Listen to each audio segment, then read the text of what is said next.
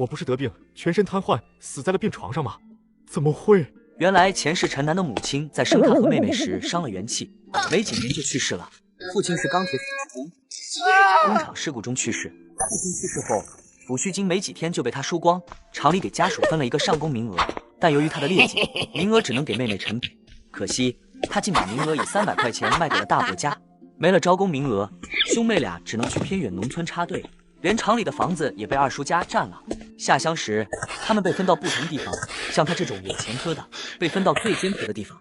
妹妹因没钱打点，陈楠身体强壮，适应了农村生活，但妹妹陈北从小体弱，性格倔强，几年下来身体被拖垮。独自下乡的女知青易受欺负，陈北曾差点被无赖欺负，陈楠为她出头打击，虽然无赖的打，但被村民围殴，差点被打死。事情闹大后，陈北名声被毁，陈楠被判8年。后来高考恢复，妹妹考上京都大学，但她身体已被拖垮。大学毕业后病逝，也未能见她最后一面。出狱后，她在妹妹面前痛哭，悔恨未照顾好她，直到生命终结，陈楠内心依旧被悔恨冲击。没想到他一睁眼，竟回到了最初。前世做了不少混账事，间接害了小妹的一生，我应该要负上大半责任。这300块钱，上辈子彻底改变了我和小妹的命运。当时拿了钱后，被狐朋狗友拉去赌钱，发现被针对，离开后察觉被跟踪，把钱塞进下水道，溜进小巷就被打昏了。我得赶快回家。陈北，钱我都已经给你割了，工会刘主任那边也打过招呼，只要你在这张同意书上签字就行了。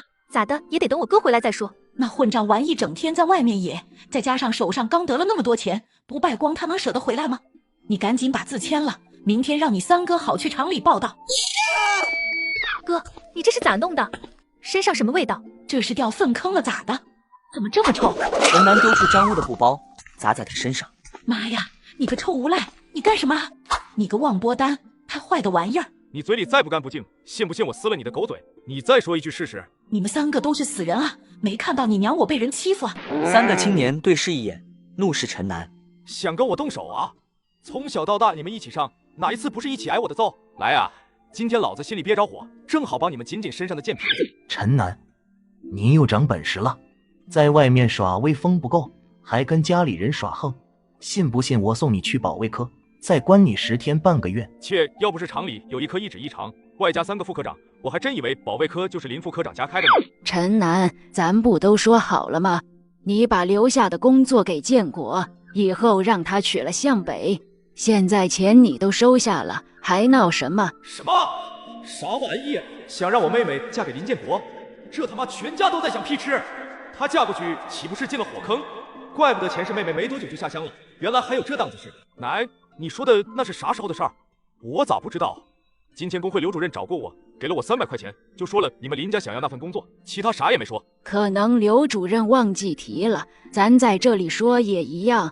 你下乡快走了，陈北一个人留在厂里也需要有人照顾，不如把工作卖给你大伯家的老三，到时候让建国和陈北结婚，有我们照顾着，你也能放心了。去你妈了个吧！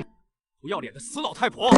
我是看在我爸的面子上才喊你一声奶，你还真以为自己是个什么玩意儿了？100块钱打发我下乡，然后让林建国得了我爸的工作，我家的房子还娶我妹妹。你们他妈一个个脸怎么这么大呢？刘主任给的钱都在哪？拿着钱赶紧从我家滚出去，走慢一步，老子一个个敲断你们的狗腿！你个混账东西，不孝的玩意儿，你敢朝我伸爪子？来，你打死我，我马上就让保卫科的人来抓你。行，不走是吧？小北，去厨房把菜刀拿来，今天我就把姓林的一家都埋在这个屋了。他跑进厨房，拎出菜刀，干人了，干人了！别走了！林家众人被吓得跑下楼，邻居们哄笑。田向南拎着刀吓唬一番，转身进屋，重重关上房门。哥，算了吧，被你这一下，他们最起码也会安定一段日子了。他亲奶奶以前逃难到乡下时与林家是邻居，生病去世之前把陈父托付给了林家老太婆。当然，这一切都是有条件的。他们全家的家产都给了林家。那时候的陈父已经15岁了，几年之后赶上大建设，村子里的人都跟着进了厂。陈父靠自己的学识被招了临时工，随后一步步成为正式工，直到发生意外。我原本想自己下乡，把你留在厂里，但今天看来考虑不周了。你一个单身姑娘，有工作有住房，不知道多少人会觊觎这一切。我不敢想象，如果你遭遇那种情况，我会不会发疯？哥，我跟你一起下乡吧。不行，下乡太苦了，我不能让你去受那种罪。哥，爸妈都没了，现在就剩我们俩了，有你在的地方才是家。你要是走了，这里还是我的家吗？好，咱们一起下乡。首先要确保妹妹能跟我被分配到一个地方，这样才能彼此照应。要是还像前世那样分开的话，还不如带着妹妹进城去当盲流，把父亲留下来的工作和房子也处理一下。陈楠想到厂工会的马副主任，他们都是家属院的，彼此间自然认识。小北，你身上还有没有钱？哥，有倒是有，但不是很多了。妹妹起身回到自己的房间，不一会儿，将一些零钱和几张票放到了面前的桌子上。陈楠咬牙买了2瓶茅台，又买了2斤糕点，向着旁边一个小一些的家属院走去。哥，你是要去找工会的马副主任吗？对，顺便把咱家的工作和房子处理了，换点路费。你这聪明劲儿也不止光用在学习上，以后遇到啥事也能多帮我参谋参谋。陈楠和马副主任谈妥了，最后提出了一个要求，那就是下乡的时候，不管被分配到哪里，必须要跟妹妹分在一起。工作以500块钱的价格转让，房子转让费200块，连同屋子里的各种家具折算100，总共一起800块钱。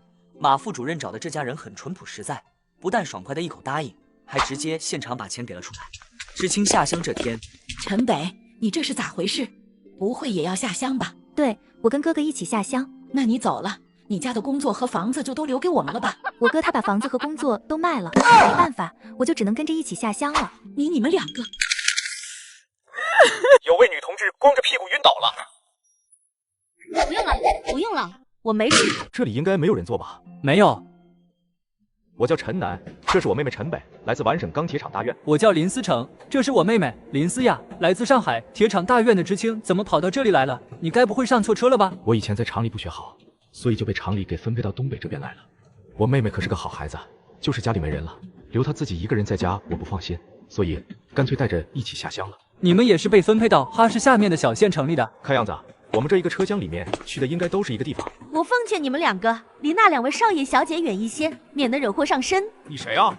家住海边吗？哥，你这话啥意思？什么家住海边？管地宽呗。他跟我们都是上海的，家里情况都差不多，2家以前还是故交，从小就认识，一起上学。后来他就主动跟家里人断绝了关系。大义灭亲啊！新时代的进步青年要和他们划清界限。所以你这位新时代的进步青年，为什么会跟我们这些人出现在同一间车厢里，还被分配到同样的地方？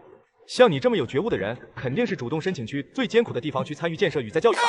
怪不得会跟我们一起过来，您的觉悟实在太高了，真不愧是新时代的四有青年，在下佩服佩服。高曼气得无言以对，最终哼了一声离开。大家都是第一次做人，出门在外，没有人会像你爹娘一样惯着你。百善孝为先，一个连父母都能抛弃的人，真不知道他到底是个怎样的心思。以后离这样的货色远一些，这种人思想有问题，保不齐什么时候就把你给坑了。林兄弟，你知不知道这次咱们被分配到什么地方？我们这次要去的是一个老山区里新组建的生产大队，是由周围原本的4个小生产队合并而成的。由于是在老山区里，所以经常会闹狼灾、野猪狗熊啥的，偶尔也会到村子里面捣乱伤人。原本的小生产队里人少，抵抗不了，每年都会有伤亡，所以他们县里就决定把4个小的生产队搬迁到一起，合并成一个生产大队，这样既可以集中力量生产，也能抵挡山里的野兽，也更方便管理。由于是大几百人的生产大队，所以分下去的知青也就多了一些。具体的地址你知道吗？好像是叫木兰县，一个非常偏僻的老山区里面，3面环山，附近还有个林场，再具体的就不知道了。陈楠心情压抑，起身走向车厢尾部，隐约听到厕所里传来说话声。这都已经从首都出发了，再不想办法的话，咱们就真的要去东北了。没事，我打算先这样，然后再那样。哥，这么快就回来了？厕所被人占了，我等会儿再去。高曼和王芳从厕所出来。小雅，我去下厕所。高曼和王芳起身，王芳延缓林思成脚步。高曼进入厕所。我也去抽支烟。高曼，别急，有位女同志光着屁股晕倒了。不用了，我没事。高曼匆忙扣领口，狼狈离开。谢了，陈楠。看出来了，哪有人上厕所解上衣的？这女人脑子有问题。老林，你缺少社会的毒打，人心是最复杂的东西。哥，那人都把我们家害成什么样了？你不会还没看清楚高曼的为人吧？瞎说什么呢？我当时就是一个没反应过来，多亏陈楠拉了我一把。确实不能怪你哥，那女的太豁得出去了，脸都不要了。你们以后离那女的远一点，她为了自己的利益，什么事情都做得出来。火车行驶了1天1夜后，停靠在木兰县火车站。不对吧？怎么在这里停下了？火车怎么在这里停下了？火车锅炉坏了，不能再往前走了。那咋弄？难不成要走回去？不行，走夜路会遇到狼群，太危险了。哥，真的有狼？没事，这么多人在呢。这都已经快半夜了，如果在敞开的车厢上过夜，夜里人非得冻出问题不可。我知道附近有个山洞，我可以带大家去那里凑合一夜。留下来的人遇到狼群怎么办？火车头很安全，野兽进不来。大家跟紧队伍，千万别掉队。听见狼叫声很正常，不用害怕。吴师傅，青山林场规模很大吧？不，林场是前年才开的，铁路是以前军工厂用的，快到了。上次剩下的粮食可能还有。吴师傅，你们常在那山洞休息？这段路邪性，以前火车老在这儿出问题。老花子活着的时候还能帮忙修理，听说以前还是哈学院的傻副教授呢，后来家里受了冲击之后，脑子好像就有了问题，一个人躲在这小青山下面的山洞里，就靠打猎采参为生。只不过几个月前就病死了，还是我们林场的火车坏到这里去找他，这才帮他处理了后事。老花子是大学教授，靠打猎采参为生。这山洞早就有了，可能是动乱时期为了躲避扫荡挖的。老花子前2年才住进来，男左女右结伴去林子里解决问题，然后用火堆堵住洞口。田向南和林思成进入山洞，发现洞内有生活痕迹。隐居的世外高人啊！看破红尘，蜗居一隅也是种生活。这是什么？沈兰亭，我的世界已经完全昏暗了下来，再也看不到丝毫光彩，所以我必须给自己找点事情做，给自己一点动力，哪怕只是为了证明我还有思想，而不是行尸走肉。为什么试验结果竟颠覆了我的人生？难道世间真有鬼神之力？不，我宁愿相信是药物融合成了催化剂，这才是最科学也最合理的解释。这啥玩意儿啊？没头没尾的，怪不得说老花子脑子有病，记录都写不明白。催熟的农作物口感更好，我上报了发现，没人相信我。疯的不是我，是这个世界。救命啊！有狼！别跑死，快回山洞。哥，真的有狼！快撤！所有人退回山洞。人都齐了吗？吴师傅，你安的什么心？带我们来喂狼吗？不知好歹，你们冻死车厢里就高兴。可这里确实有狼啊！怕狼就滚回城里去，慌什么？点火堆。好家伙，随身带汽油！火焰腾空而起，热浪驱散恐惧，山洞渐渐回暖。上集说到，知青下乡，火车损坏，山洞偶的乌油传承，火焰驱散狼群。陈南一觉醒来，发现天已大亮。吴师傅，咱们什么时候出发？我们得等机修工，你们大队会派人来接。那这儿离青山大队多远？沿着铁道走10来里路吧。什么？走10多里雪路？同志，你是来接我们的？大队长让我来接人，想去青山大队的就自己跟上，不想走的也可以留在这里等火车修好。不过要等1天还是3天，那就很难说了。得，看来得靠2条腿了。走吧。女社员扬长而去，只剩4名知青跟上。走，我们先跟上去看看。陈南，这山里可有狼啊？看见没？马背上有枪呢。这位女同志是民兵，东北猎户带枪不稀奇。同志好，我是陈南，这是我妹妹陈北，叫我林青就行。林青盯着陈北的脸，哥，他怎么老看城北？不清楚。陈北，你是陈庆云大夫的，你认识我父亲？12年前县医院会诊，先赶路吧。林姐，咱青山大队现在怎么样？记住，到了大队先去找赵大队长，别说认识我。姐，给咱说说青山大队啥情况呗？到地方不就知道了。路上闲着也是闲着，就当唠嗑嘛。行吧，咱那原是林家屯，3面环山1面水，从没饿死过人。后来建了兵工厂，县里把周围3个屯并过来成立大队，还有供销社和卫生所。今年还要建小学。其他屯的人愿一般，平原沃土谁不想要？土地怎么分？老户保田，新户开荒。在满是积雪的山里行进，其困难程度是无法想象的。陈南虽然已经有心理准备，可真正走起来几个小时之后，还是让他有种痛不欲生的感觉。这里就是青山生产大队了，这都晌午了，我带你们先去我家吧，先给你们弄点吃的，再去找大队长。这多不合适啊，我们还是直接去找大队长吧。没事，这都走了一路了，要真觉得过意不去的话，以后分粮食了，还我一些就成。林姐这人不错，等安顿下来一定要还人家粮食。行，林姐，那我们就先去你家，等粮食分下来立马还给你。小北，你怎么样？哥，你放心吧，我还在路上休息了那么多次呢。倒是你一直走了一路，等安顿下来，我帮你烧点热水，好好烫烫脚，别冻坏了。放心，我身体底子好，这点路不算什么。哟，这不是林青大妹子吗？天没亮就看你悄摸的出去，咋现在才回来？还带了2个老爷们回来。张二狗，你碗里装的是大粪吧？一张嘴就这么臭，吃饱了没？要是没吃饱的话，去屋后的粪窑子里再多舀几碗。林青妹子，你放心，我家的粮食管够。不像你呀，为了点吃的，大队里的啥事儿你都干，这不大半夜的就出去找了2个老爷们回来。哟，这还有2个大妹子，长得还挺俊。喂，那2大妹子你们从哪来的呀？是来找婆家的？石环，驴日的，你敢打我？张二狗，他们都是新来的知青，你要是敢动手闹事，我就去告诉大队长你欺负人。你们快走！张二狗他们兄弟几个没一个好东西，我不一定能拦住他们。你们赶紧去前面的大队部找人。林青姐，谢了。没想到陈南脾气这么火爆，老爷们们都过来看看，瞅瞅这家伙，上次会2下子，把我们哥几个给打的。围观的村民们看向陈南几人的眼神变得不善起来。放心吧，不会出什么事的。今天必须要给张二狗一个深刻的教训，顺便也要借机立威。老少爷们们，你们都看到了，瞧这家伙多横啊！说的对，揍他！场中瞬间围观的人越来越多。就不知道你咋想的，当初我就说不应该要那些吃闲饭的，你非要接手。你可得收收你那脾气，就算心里不痛快，面上也得过得去。等会那些知青们来了，你可再别这么说。屁！我早打听过了，分给咱们的这2批基本上都是有问题的，说白了就是被发配下来的。啥发配不发配的，这种话以后可不能当人听。满仓叔，我哥他们几个让人给揍了。咋？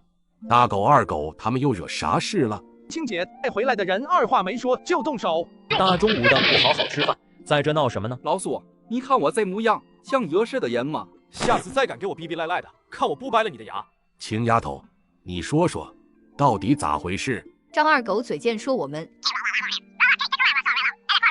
他这么说人家妹子，人当哥的能受得了吗？好你个二狗子，你这张嘴就是治不好了是吧？吃过饭之后，小西坡的那棵老树就交给你们兄弟几个了。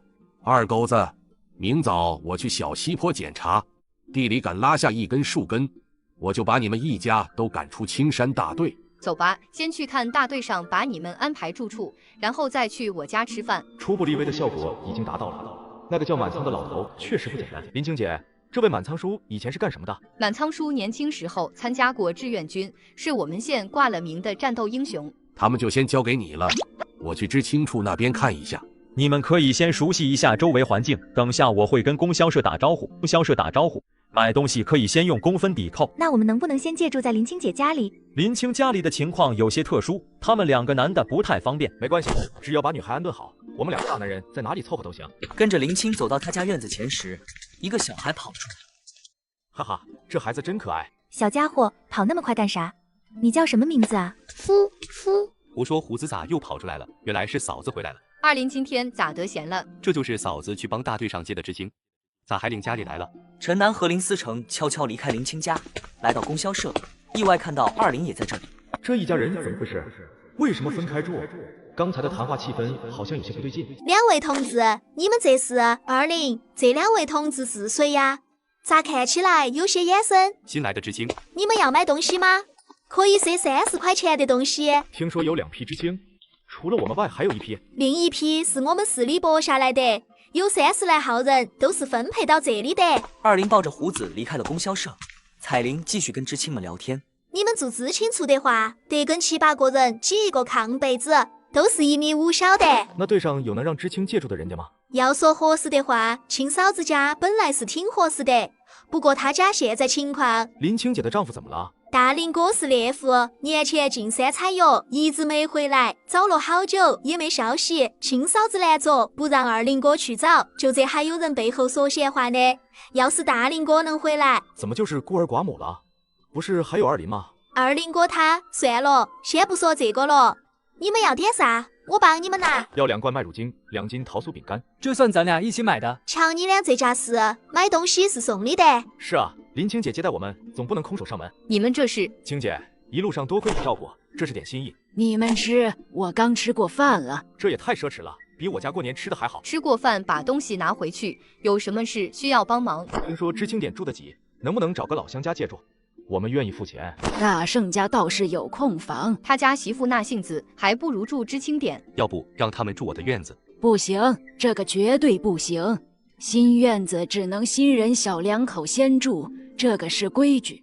这是咱这的忌讳，让外人先住会影响家运。这种迷信规矩真麻烦，但现在也只能尊重他们。2个姑娘可以住这边厢房，你们2个小伙子自己想办法吧。没事，我们大老爷们随便凑合就行。娘，厂里给了2个转正名额，主任找过我了。真的？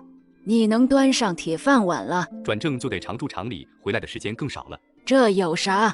工作要紧啊，家里有我照顾，20你就安心工作。娘，我转正后院就空了，要不转给知青同志？20哥回来可以住我们那。这可是早晚会有人打院子主意，不如现在转出去。价钱您说了算，绝对不让您吃亏。这事还得林书记和张老叔点头才行。坏了，那2位可不太好说话。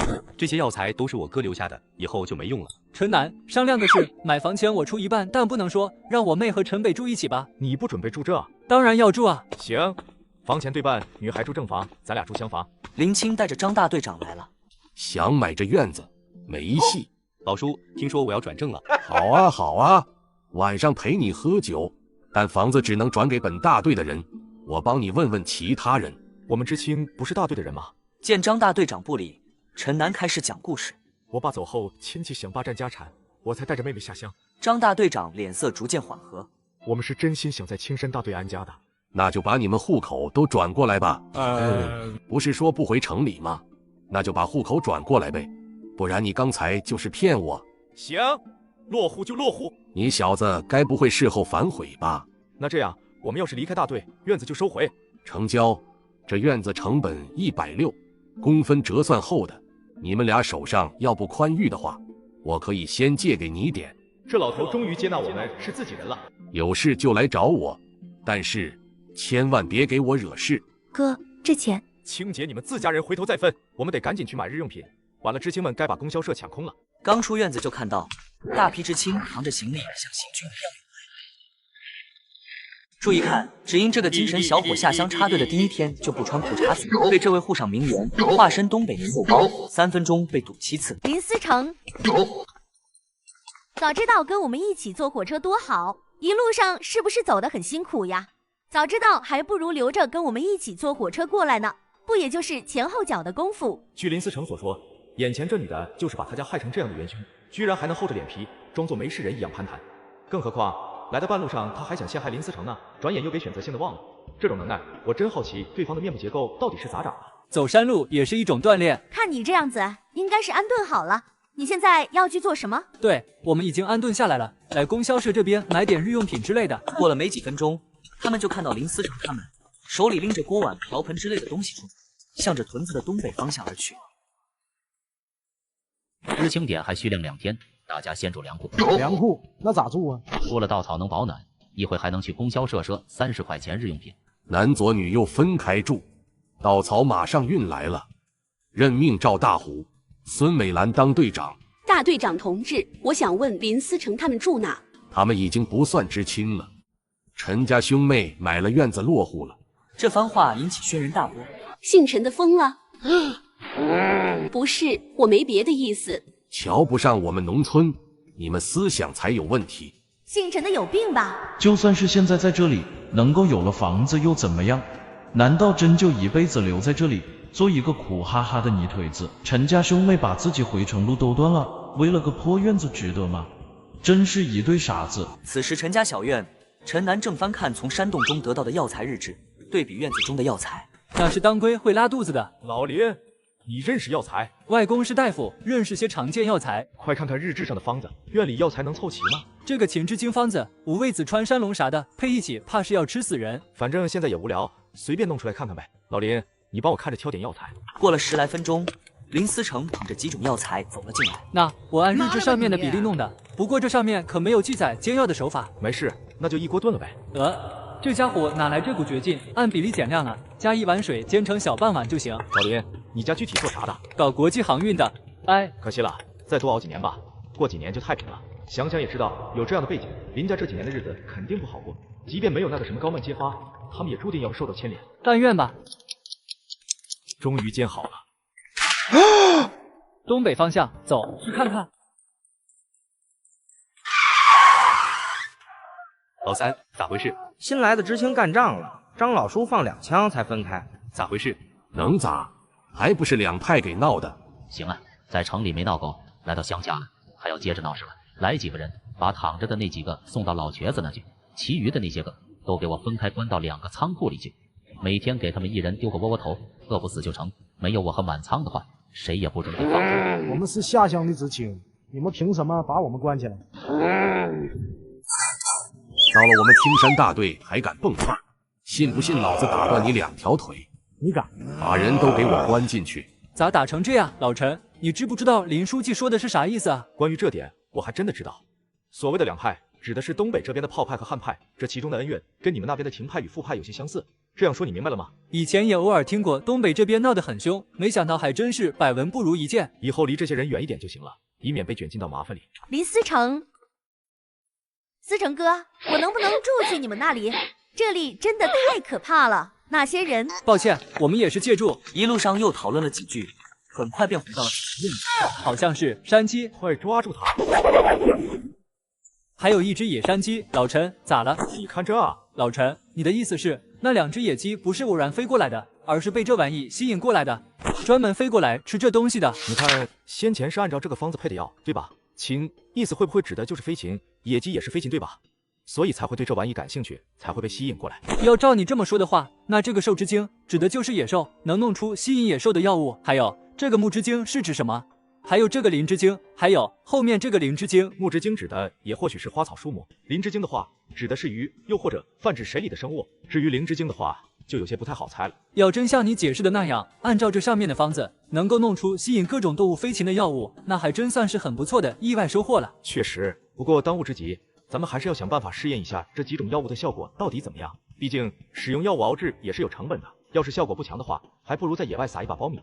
按照这上面那个老疯子的记载，从对方字里行间的语气来看，这个玩意儿的效果似乎是给了他很大的信心和意向啊。你们这是看热闹回来了，我来把药材都收一下，让你们院子里也宽敞些。青姐，来，我们来帮你。对了，晚上你们也别忙活了，都来我家和大伯还有老叔他们一起喝点，能混个脸熟，以后分工的时候也照顾些点。行，那就谢谢青姐了。老陈，野鸡，青姐，刚刚有只野鸡飞到院子里来的，让我们给逮住了，正好晚上也添个菜。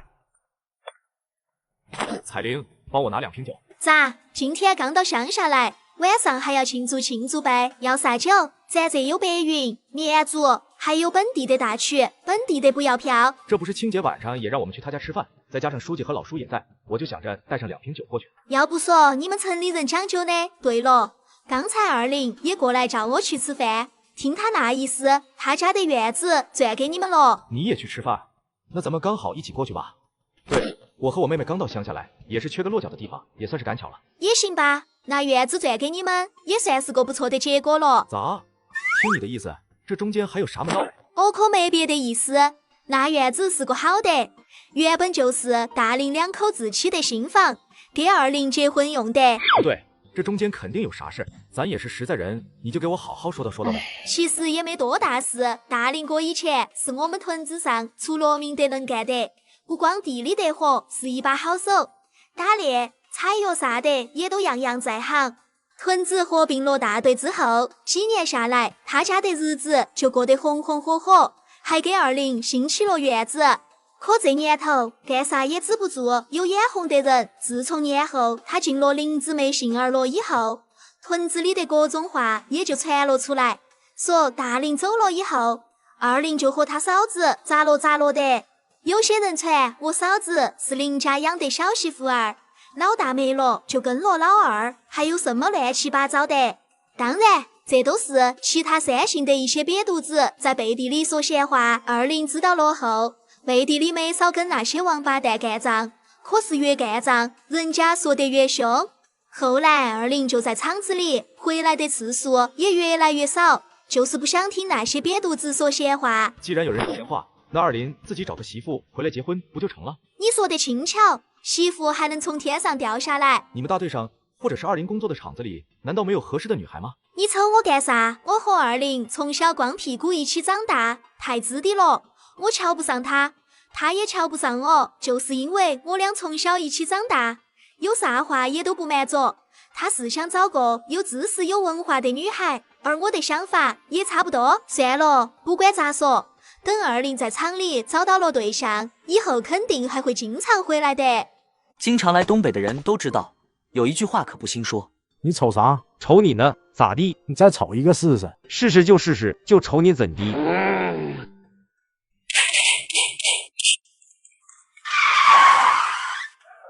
老三，咋回事？新来的知青干仗了，张老叔放2枪才分开。咋回事？能咋？还不是两派给闹的。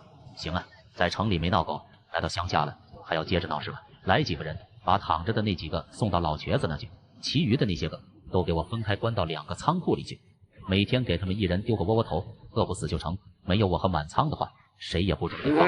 我们是下乡的知青，你们凭什么把我们关起来？到了我们青山大队还敢蹦窜，信不信老子打断你2条腿？你敢？把人都给我关进去！咋打成这样？老陈，你知不知道林书记说的是啥意思啊？关于这点，我还真的知道。所谓的两派，指的是东北这边的炮派和汉派，这其中的恩怨跟你们那边的廷派与副派有些相似。这样说你明白了吗？以前也偶尔听过东北这边闹得很凶，没想到还真是百闻不如一见。以后离这些人远一点就行了，以免被卷进到麻烦里。林思成，思成哥，我能不能住去你们那里？这里真的太可怕了，那些人……抱歉，我们也是借住。一路上又讨论了几句，很快便回到了，好像是山鸡，快抓住他！还有一只野山鸡。老陈，咋了？你看这啊！老陈，你的意思是那2只野鸡不是偶然飞过来的，而是被这玩意吸引过来的，专门飞过来吃这东西的？你看，先前是按照这个方子配的药，对吧？禽，意思会不会指的就是飞禽？野鸡也是飞禽，对吧？所以才会对这玩意感兴趣，才会被吸引过来。要照你这么说的话，那这个兽之精指的就是野兽，能弄出吸引野兽的药物。还有这个木之精是指什么？还有这个灵之精，还有后面这个灵之精。木之精指的也或许是花草树木，灵之精的话指的是鱼，又或者泛指水里的生物。至于灵之精的话，就有些不太好猜了。要真像你解释的那样，按照这上面的方子，能够弄出吸引各种动物飞禽的药物，那还真算是很不错的意外收获了。确实，不过当务之急，咱们还是要想办法试验一下这几种药物的效果到底怎么样。毕竟使用药物熬制也是有成本的，要是效果不强的话，还不如在野外撒一把苞米了。按照这上面那个老疯子的记载，从对方字里行间的语气来看，这个玩意儿的效果似乎是给了他很大的信心和意向啊。你们这是看热闹回来了，我来把药材都收一下，让你们院子里也宽敞些。青姐，来，我们来帮你。对了，晚上你们也别忙活了，都来我家和大伯还有老叔他们一起喝点，能混个脸熟，以后分工的时候也照顾些点。行，那就谢谢青姐了。老陈，野鸡，青姐，刚刚有只野鸡飞到院子里来的，让我们给逮住了，正好晚上也添个菜。彩玲，帮我拿2瓶酒。咋？今天刚到乡下来，晚上还要庆祝呗？要啥酒？咱这有白云、绵竹，还有本地的大曲，本地的不要票。这不是青姐晚上也让我们去她家吃饭，再加上书记和老叔也在，我就想着带上2瓶酒过去。要不说你们城里人讲究呢？对了，刚才二林也过来叫我去吃饭，听他那意思，他家的院子转给你们了。你也去吃饭？那咱们刚好一起过去吧。对，我和我妹妹刚到乡下来，也是缺个落脚的地方，也算是赶巧了。也行吧，那院子转给你们，也算是个不错的结果了。咋？听你的意思，这中间还有啥门道？我可没别的意思，那院子是个好的，原本就是大林2口自起的新房，给二林结婚用的。不对，这中间肯定有啥事，咱也是实在人，你就给我好好说道呗。其实也没多大事，大林哥以前是我们屯子上出了名的能干的，不光地里得活，是一把好手，打猎、采药啥的也都样样在行。屯子合并了大队之后，几年下来，他家的日子就过得红红火火，还给二林兴起了院子。可这年头干啥也止不住有眼红的人。自从年后他进了林姊妹杏儿了以后，屯子里的各种话也就传了出来，说大林走了以后，二林就和他嫂子咋了的。有些人传我嫂子是林家养的小媳妇儿，老大没了就跟了老二，还有什么乱七八糟的。当然这都是其他3姓的一些瘪犊子在背地里说闲话。二林知道了后，背地里没少跟那些王八蛋干仗，可是越干仗人家说得越凶。后来二林就在厂子里回来的次数也越来越少，就是不想听那些瘪犊子说闲话。既然有人说闲话，那二林自己找个媳妇回来结婚不就成了？你说得轻巧，媳妇还能从天上掉下来？你们大队上或者是20工作的厂子里，难道没有合适的女孩吗？你瞅我干啥？我和20从小光屁股一起长大，太自的了。我瞧不上他，他也瞧不上我，就是因为我俩从小一起长大，有啥话也都不瞒着。他是想找个有知识有文化的女孩，而我的想法也差不多。算了，不管咋说，等20在厂里找到了对象，以后肯定还会经常回来的。为了证明玩省人能喝，我连吹2瓶二锅头，不料被18岁村姑干趴。昨天叫的多嚣张，今天抱着尿盆当帽子戴就有多气。城南，咋了？还咋了？这都几点了，你不也该起了吗？昨晚你不是能耐得很吗？真搞不懂你，一个玩省人哪来的胆气，敢跟书记和大队长在酒桌上叫板？你是不知道东北人喝酒的厉害吗？我也没给俺们玩省丢人啊，不是把书记和张老叔给干趴下了。那后来你咋倒的？是彩玲，真没想到那丫头居然这么能喝。对了，我在大队卫生所那边弄一些药材回来，用来实验一下日志上的那几种药方。好在那药方上的药材都是常见的，倒也还真配齐了几种。都弄齐了哪几种方子？一种是咱们昨天弄过的那个秦之精，还有一个寿之精的方子也弄齐了，都一起熬着呢。我让陈北和小雅看着火呢。至于木之精和林之精，都还缺少几味药材，只能以后再想办法了。对了，青姐在家不？你找她干啥？借枪，咱总不能还在院子里试验吧？真把野鸡或者啥给招来了，像昨天一次还好，次数多了也不好解释啊。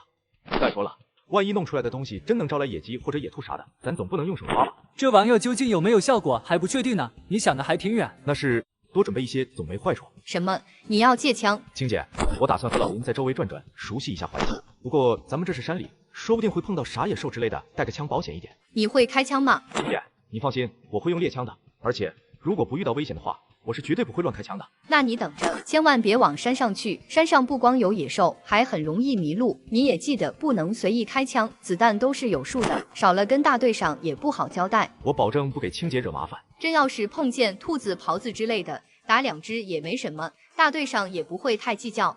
但要是碰见野猪啥的，你可千万不要手欠，趁早躲远点。哎，我知道了。你们俩小子干啥呢？老叔，您这大清早的带着知青们去干啥呀？干啥？上工去，省得他们有劲儿没处使，瞎闹幺蛾子。你小子，这是大林的枪吧？你小子把枪拿过来干啥？老叔，我跟老林都是刚到这里，怎么也得先熟悉熟悉周围的环境嘛。再说了，要是连周围的地头山口都不知道，那不是让人笑话吗？这不，我打算跟老林在周围逛逛，然后又听说山里面偶尔也会有畜生跑出来祸害，为了安全起见，我就跟青姐借了枪。老叔，你放心，只要不碰到野猪啥的，我绝不乱开枪，浪费子弹。呵，你要真能打头野猪回来，那也算你能耐了，就怕真碰见了，别被拱得满地爬。行了，你们2个休息1天吧，把家里拾掇拾掇，明天再跟着一起出工，在周围看看就行，可千万别往林子里跑。大队长，那2个也是刚来的知青吧？他们凭啥不跟我们一起去上工？他们刚搬到院子里，我给了他们1天的时间休整，所以他们想干啥就干啥，随便溜达也没关系。你们放心，等你们搬到知青点的时候，我同样会给你们1天的休整时间。城南，这里就差不多了吧？行，把东西拿出来吧。你准备咋试验？管他呢，咱就是来试试这东西究竟有没有用，只要能引出东西来，那它就是好的。时间1分1秒的过去，2人就这么静静的等着，直到过了有10几20分钟，陈南2脚都已经蹲麻了的时候，2人的耳中忽然听到了一阵动静。来了。哪来的狗？你个笨蛋，那是狗吗？这它分明就是一头狼。就在这时，前面的荒草丛中忽然也传来了动静，从那隐约间向2边不断分开的荒草痕迹就能看出，来的这个家伙体型一定不小。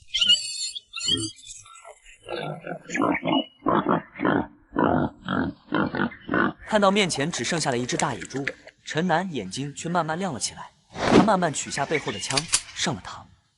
这么大的野猪，即便是5、6半，恐怕也很难一枪撂倒。毕竟自己又不是什么神枪手，也没有狩猎过这种大型动物的经验。况且野猪是群居生物，谁知道周围还有没有其他的？这东西可不像狼一样，枪一响就跑得远远的。万一又跑出来几只，或者只是将眼前这只打伤的话，那说不定还会将自己置于危险之中。重生一世，他考虑起问题自然会全面了许多。去找老叔，手上都抓紧点，起树的时候记得把下面的树根都挖干净，然后再从旁边运土把坑填起来。老叔。啥？你们碰到了一头大野猪？是有一头大野猪。赶紧带我去。啧，块头还真不小，也值当几个子弹了。老叔，能行吗？要不要帮忙？老叔，好枪法啊！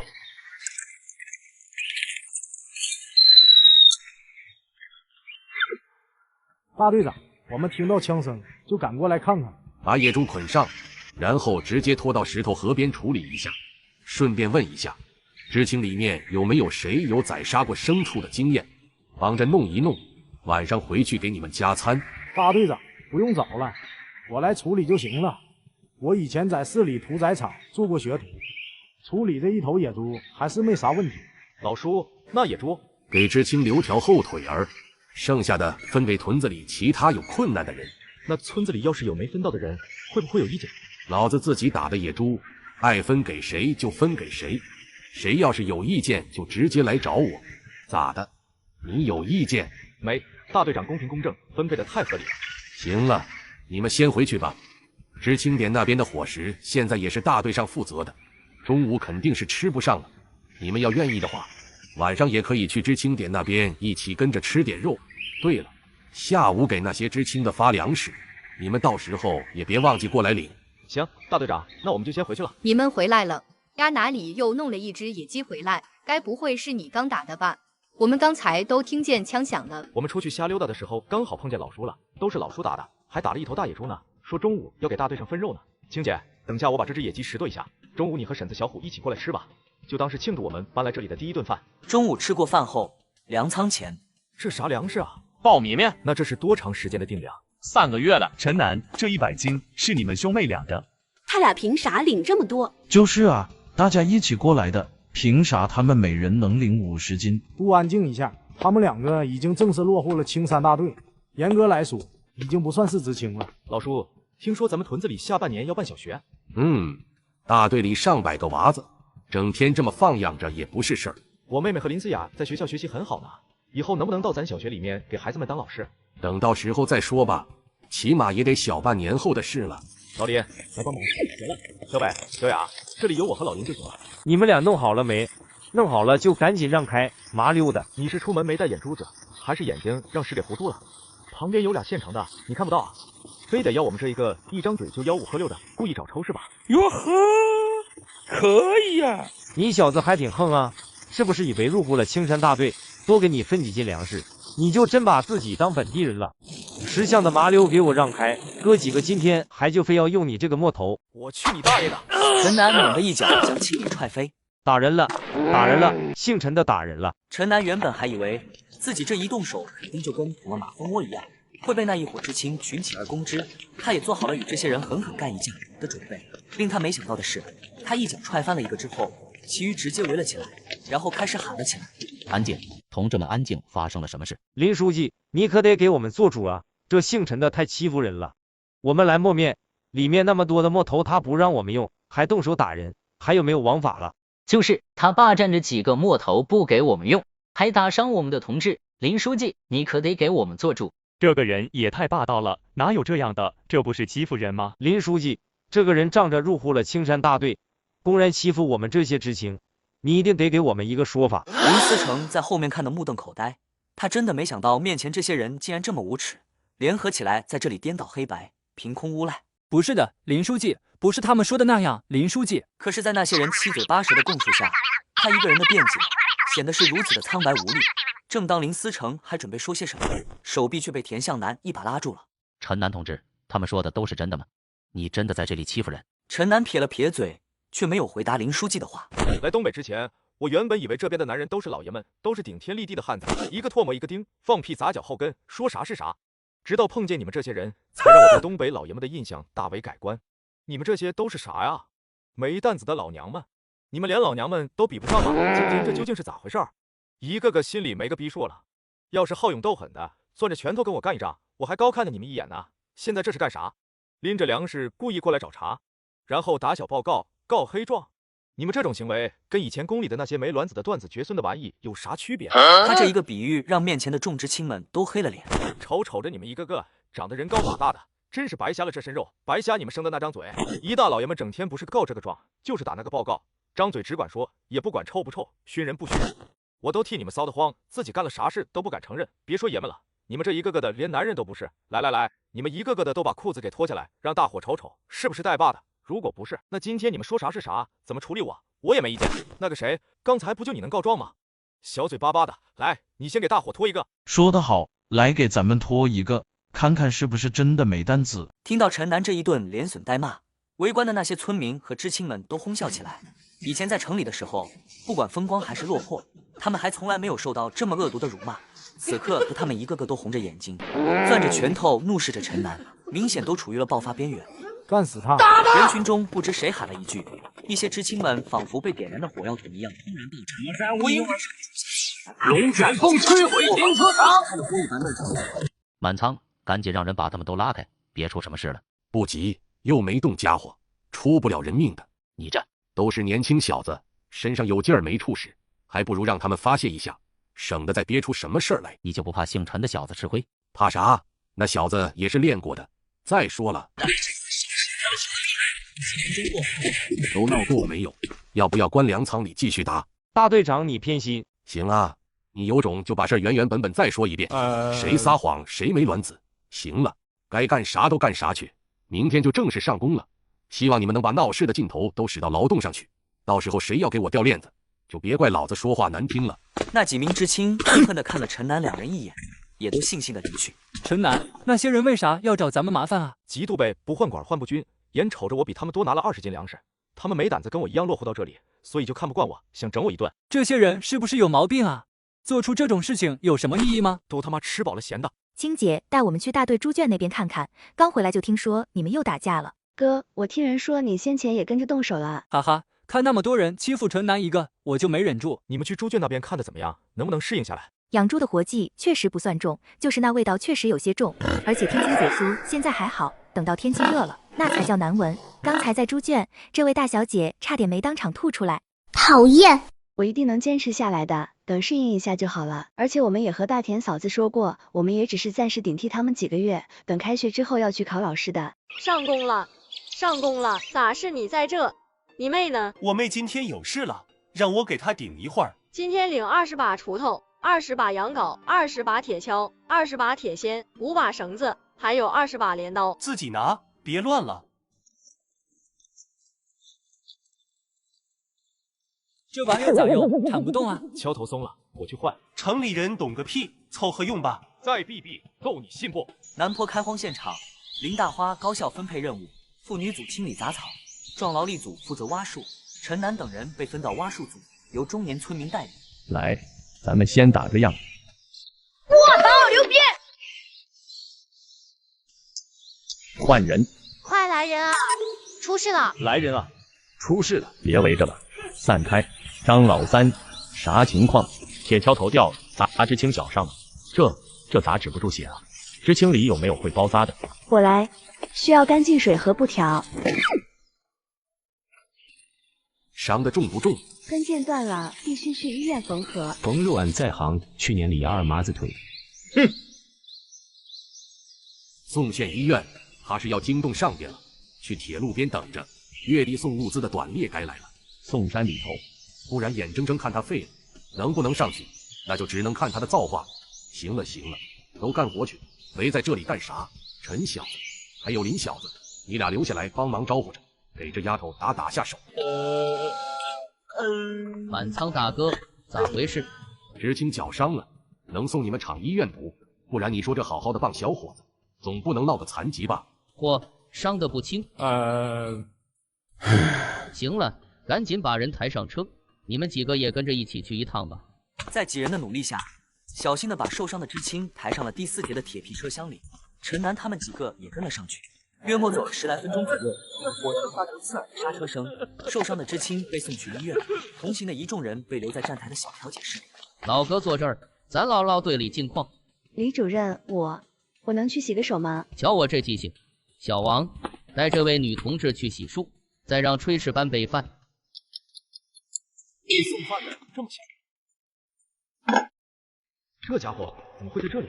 上一世在妹妹去世之后，就是这家伙亲手将陈北的遗物以及遗产转交给了自己，自己只知道这家伙的名字叫苏中鼎，当时是某单位的高级工程师，而自己唯一知道的是，这家伙是向北的亲属。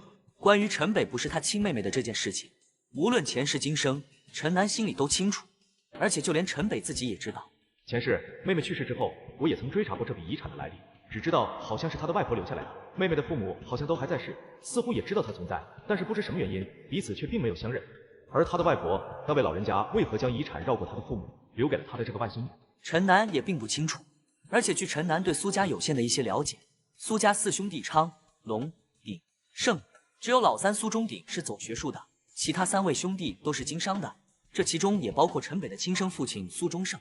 在这个时期，以他们家庭的背景，苏中鼎应该没有可能跑到东北山区一个原保密单位工作吧？可眼前这个家伙却实实在在的出现在了面前，真是百思不得其解。午饭过后，报告，伤员已送医缝合，医生说不剧烈运动就影响不大。走吧，上火车。这家伙还没听懂，医生说的不大影响，其实是肯定影响。回到队里，咋样？幸亏遇上李副主任，不然这支青就废了。你这队长怎么当的？敲头自己掉的，这谁能想到啊？陈南，该不会是早上那把？林小子，你刚说啥？就早上领工具时，张大狗拿的锹头是松的。是张大狗害我。张大狗，滚过来！队长，喊我干啥？咋都瞅我？装的还挺稳。大狗，早上是不是拿的有毛病的铁锹？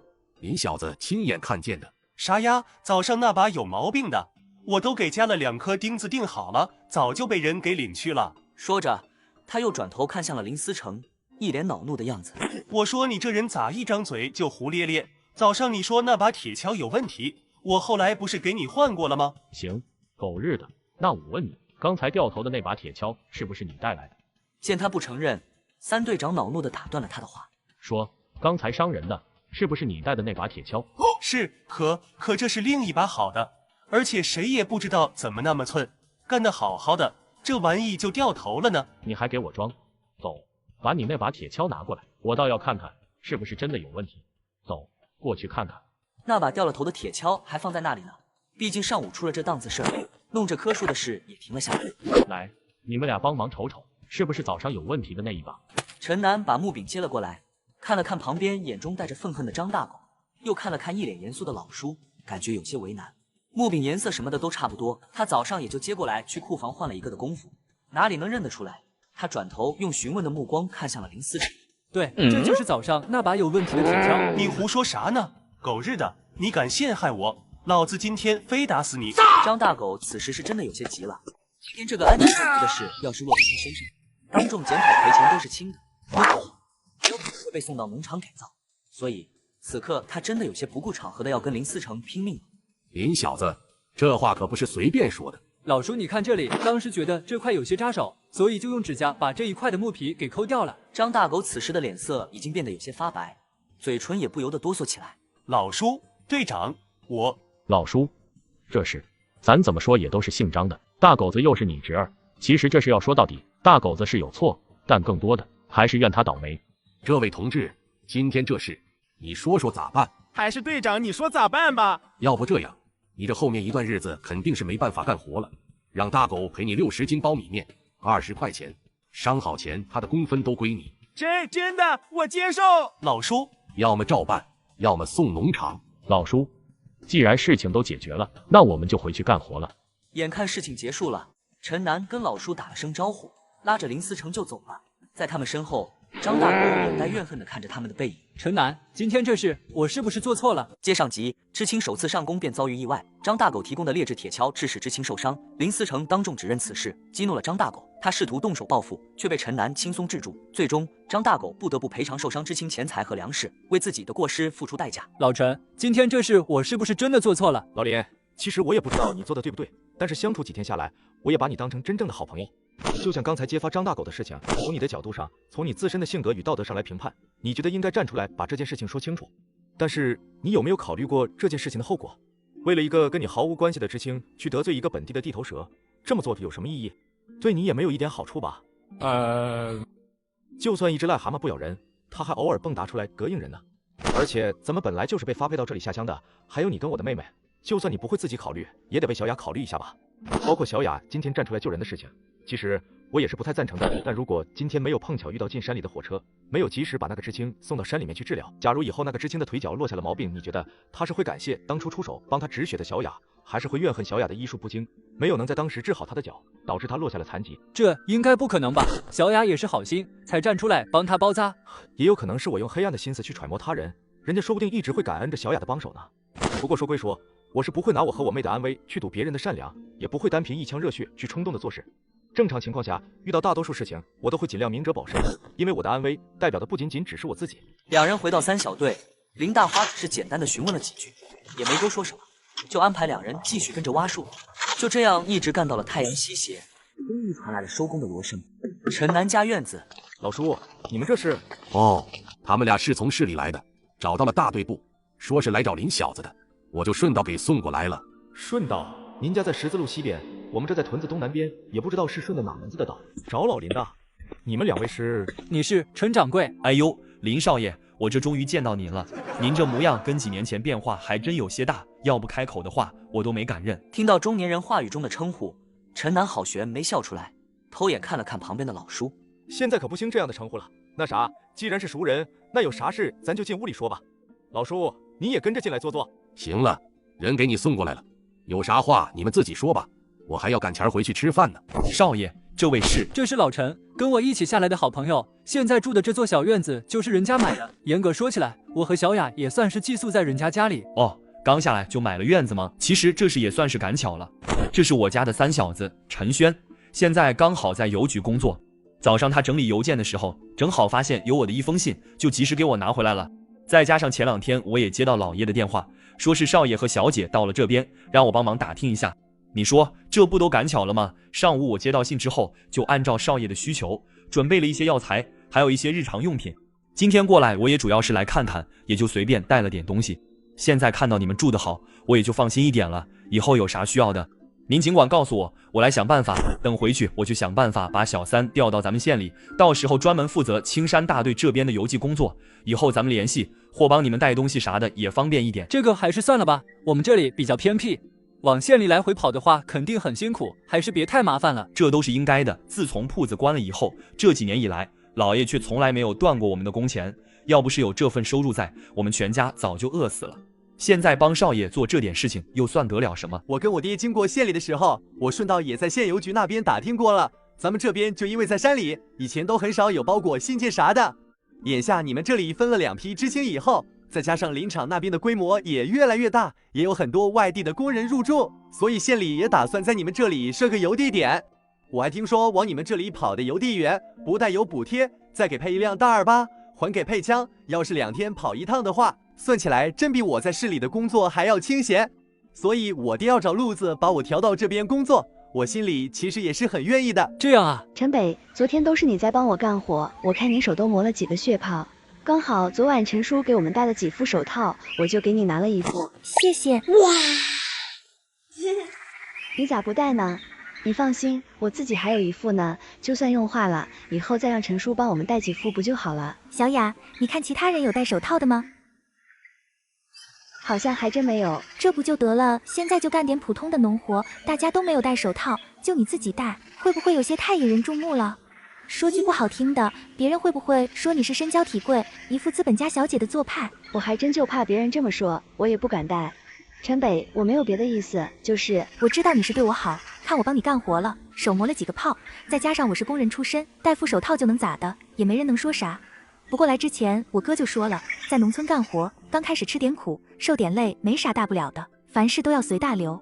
你看咱们4小队的这些婶子大姐们，哪个不是满手的老茧？说句不好听的，咱不把手上磨出满手的老茧子，跟那些婶子大姐站在一起，说话语气都得矮上3分。小雅，我昨天和你说的事情怎么样了？高曼，我昨天就和你说过了，我现在也是寄住在别人的家里，不可能也没有权利同意你搬过去跟我们一起住。小雅，我知道以前是我做错了，你就真的不能原谅我吗？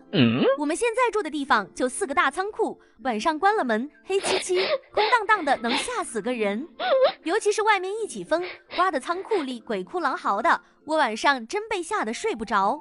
咱们从小一起长大，你就不能跟他们说让我搬过去住几天嘛？就住几天。平心而论，她们确实是从小一起长大，感情深厚的好姐妹，再加上两家又是世交，而且林思雅也清楚，上次的事情，高曼的举报只能说是一个导火索，即便是没有高曼，以他们家的成分，遭受到波及，怎么都是难以避免的事情。但尽管如此，林思雅依旧无法原谅高曼所做过的事情，冲动也好，一时糊涂也罢，他终究是第一个站出来向他们家捅刀的人。高曼，你再坚持2天吧，我听到队长说，等这几天忙完了开荒，应该就会让你们搬到知青点去。林思雅故意让口袋里的手套露出一角。这是手套？哎，这是我的。小雅，手套先借给我用2天。高曼拿着手套蹦蹦跳跳着走了。你这都跟谁学的？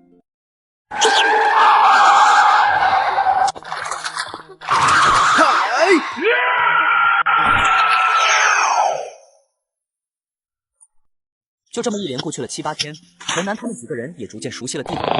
这天早上还没睁眼，陈南窗外哗啦啦一声：“通知，由于下雨的原因，停工1天。”上次拜托林思成弄的药材，前几天陈掌柜过来的时候就已经带来了，只不过这几天一直在上工，也没有时间去实验。今天刚好是个机会。简单吃过早饭之后，他便直接拉着林思成进了屋，一起研究那个日志上的药方了。那决定好了，我们今天把那上面记载的灵芝经和木之经的2个方子都一起试验了。至于灵芝经的话，可以等雨势小了以后去和那边试验。老规矩，由林思成挑选好药材，陈南一头扎进灶间里看着熬制。这玩意该怎么试验？要不往哪片草地上随便一浇试试？要不咱还是按照老疯子的那种实验方式吧。可咱们手上并没有什么能够培育的庄稼种子呀。上次彩铃过来的时候倒是带了2把瓜子，不过那玩意儿好像是炒熟过的，也不能用呀。陈南想了想，放下我，直接冒着雨冲出了院子。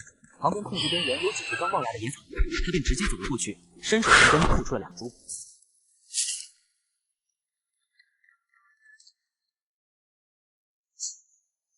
这样行吗？这玩意儿要真有帮助植物生长的效果，没道理只能针对农作物吧？反正都是植物实验，试试呗。陈南把那碗熬制出来的药水端了出来，走到种小草的地方，小心地倒在了那个小坑里。很遗憾，被浇过滤水的小草，并没有像他前世看到那些植物生长的加快镜头一样快速拔高，似乎并没有什么变化。别淋着了，先回来。你这样看能看出什么？这一点时间你能看出啥？真要有效果，也要等一段时间才行吧。要按日志上记载的，1天最高能提升100倍生长速度，那换算成1个小时，也就是能有个3天多的生长效果。要是再换算成分钟的话，就更短了。你就看了一会儿，能看出什么？行，那咱再去试试另一张方子。2人又跑去灶间里打鼓起来，终于把另一份灵芝经的方子夺了出来。这个东西怎么弄？你在家等我一会儿。陈南出了家门，直奔路口的供销社，买了2根专门用来纳鞋底的那种最大号的针，又要了一团纳鞋底专用的尼龙线。回到家之后，用火把针烧红，然后用力的弯成了鱼钩状。等冷却下来之后，尾端穿上了尼龙线。就这样，一个简易的鱼钩就做了。他又把早上吃剩的苞米面饼子揣了半个在怀里。走。陈南把苞米饼子掰下了一块放在鱼钩上，然后又抹了一把熬好的药糊铺在上面，一手拎着线，便直接丢到了下面的河水里。这样能行吗？大概过了有1、2分钟的样子。抓住了，抓紧！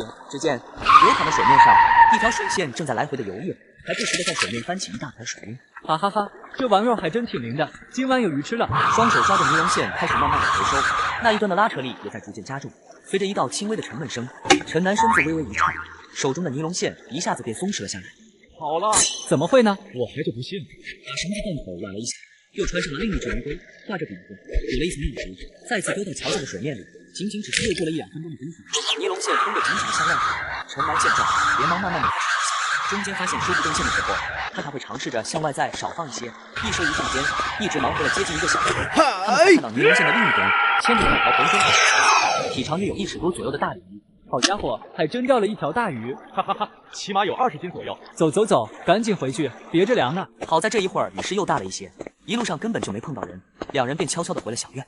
呀，哪弄来这么大一条鱼？我们家里根本就没有能盛下这条大鲤鱼的盆子。等会儿雨小了一些再走吧。说着，他似乎想起了什么，又转身走到院子的角落处，看了看先前种下的那2株小草。记得先前种下的时候，这2株小草也不过5公分高，是此时再看，眼前这2株小草已经长到了接近10公分左右。长这么快？老陈，看样子这几种方子是真的有各自的效果。以后咱们应该不缺粮食了，想吃肉的话，咱们也可以弄点兔子、野猪啥的，或者去河边钓几条鱼。瞧你这点出息！不管那日志上记载的这所谓注油的几种药方的来历如何，但起码这东西的效果确实是出人意料的好。有了这些东西，又哪里仅仅只有能吃饱饭这点好处？别的不说，随便弄点珍稀的人参、灵芝之类的药材，种一种养一养，那岂不是躺着就能过一辈子？以陈南前世经历的见识，只是脑子轻轻一转，便生出了数十种能让身家迅速暴富的法子。老陈，等下次陈轩过来的时候，我跟他说一声，让他以后多帮我们找一些各种农作物的种子，还要尽量多找一些像辣椒、地瓜、土豆、花生，还有各种药材的种子，咱们也可以试着培育一下。还有，最好能再帮咱们弄一些结实一点的鱼钩鱼线哦。还有，咱们要多弄一些用来种植的大缸，这个可以到时候跟老叔打听一下。就在两人正兴奋地规划着以后的发展时，小院的房门忽然被人大力的拍醒，紧接着外面传来林清是急切的声音：“陈南、陈北，你们在家吗？”